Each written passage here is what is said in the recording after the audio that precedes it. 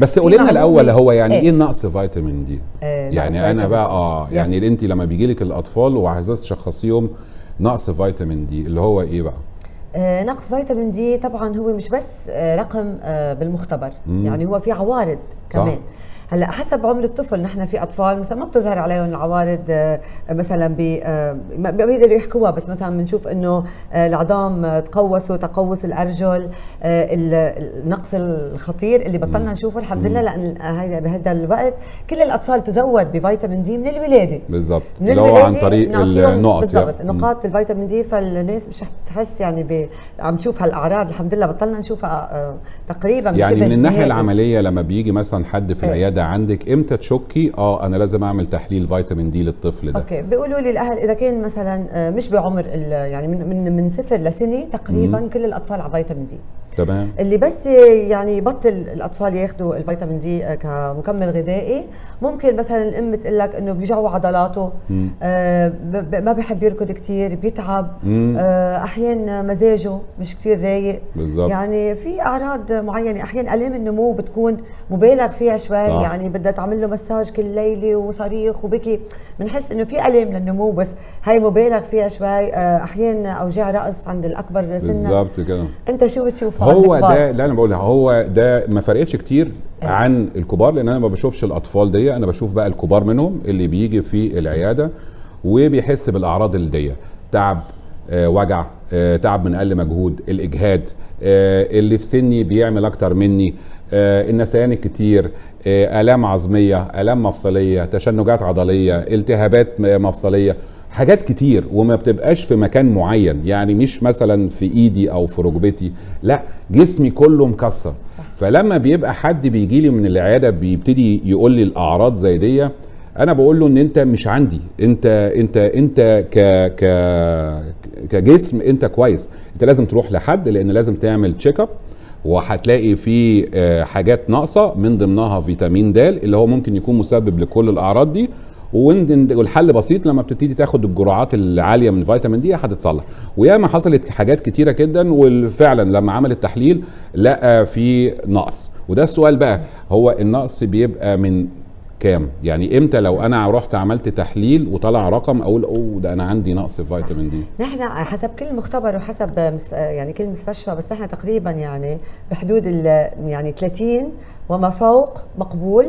ولكن انا ما يعني ما بحب الارقام الوسط بفيتامين د، انا بحب الاوبتمايزيشن. هو ده يعني 50 60 خليه بالظبط، لان هو لا يمنع، لانه اوضح برضه للمشاهد انه دايما كل حاجه بيبقى ليها الليفل معين او رينج معين بيتحرك فيه. ففيتامين د الرينج بتاعه من 30 لغايه 150. صح. فاهم ازاي؟ رينج واسع جدا. فانت ليه تقبل ب 30؟ طب ما تخليها 50، ما تخليها 60، ما تخليها 80. صح. وعمر ما بيحصل فيه تسمم بفيتامين دي، لانه فيتامين د داخل في كل وظيفه عندنا في الجسم، فمهما تاخد جرعات دي جسم بيستهلكها، وبالتالي مش هيبقى فيه اي اوفر دوز. فانت لو اقل من 30 فانت في كارثه، فده لازم تروح بقى تحلل. ويجي بعد كده برضو السؤال، لما الواحد بياخد فيتامين د بجرعات عاليه، هل صدفتي ان الناس بعد كده بتيجي تحلل تاني، ولا هو مره وخدت علاج؟ مش كما بيحللوا، هو ده قليل ليحللوا مره تانية. ده بقى الغلط. شوفوا اذا ارتفع بلكي ما في امتصاص. بالظبط كده، ودي حصلت. يعني انا عندي كان واحد كان تحليله 16، خد 3 شهور فيتامين د بجرعات عاليه، وفي الاخر طلع 19. 3 شهور فيتامين د بجرعات عاليه 19. فده كانت فايده ان انت لازم تحلل تاني. ايش ضمنك ان الجرعات العاليه دي؟ لان في حاجات كتيره برضو يعني ليها زي ما بيقولوا عامل مهم جدا تفرق في امتصاص فيتامين د، لان هو فات سوليبل فيتامين، يعني من ضمن الفيتامينات اللي بتدوب في الزيت، يعني مواد دهنيه. فانت لو اخدت اي حاجه مثلا شربت فيها ميه كتير، انت مش هتساعد على الامتصاص فيتامين دي، ده بالعكس. فانت لازم تاخده مع وجبه دسمه، فاهم ازاي؟ فانت كده بتساعد على فيتامين د انه يمتص بسرعه، لانه هو دايما في سؤال، اخده امتى فيتامين د؟ الصبح ولا ظهر ولا بالليل؟ فالناس تفتكر اخده على معده فاضيه مع شويه ميه كده هيمتص بشكل كبير، وهو ده غلط.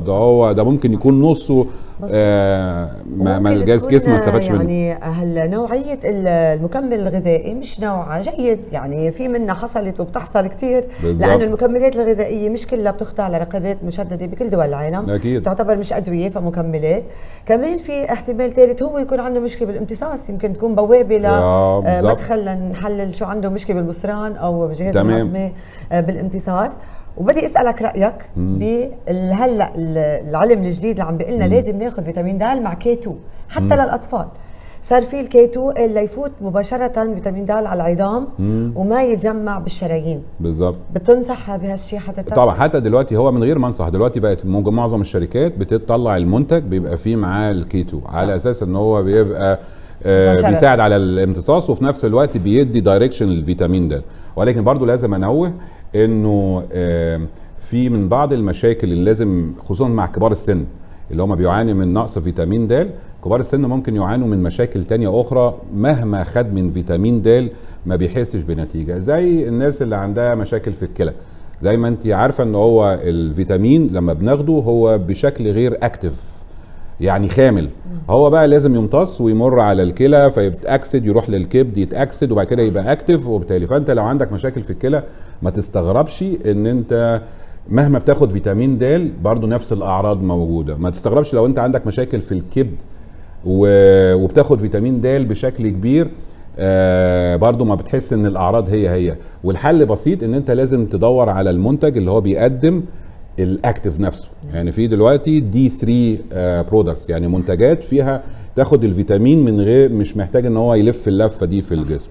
فده حل. ولكن روح اكشف، روح وانس ان انت حسيت باي اعراض مش طبيعيه لازم تروح تكشف. بس انا رايي لو الاعراض عامه ما تجيش لجراح عظام، انت تطلع على الدكتور الاسره، الفاميلي ميديسن، الباطنه وكذا، هيفيدك كتير اكتر مني. طب بحبوا يجوكم هن؟ يجي وانا احوله بقى، انا هيجي وانا احوله بقى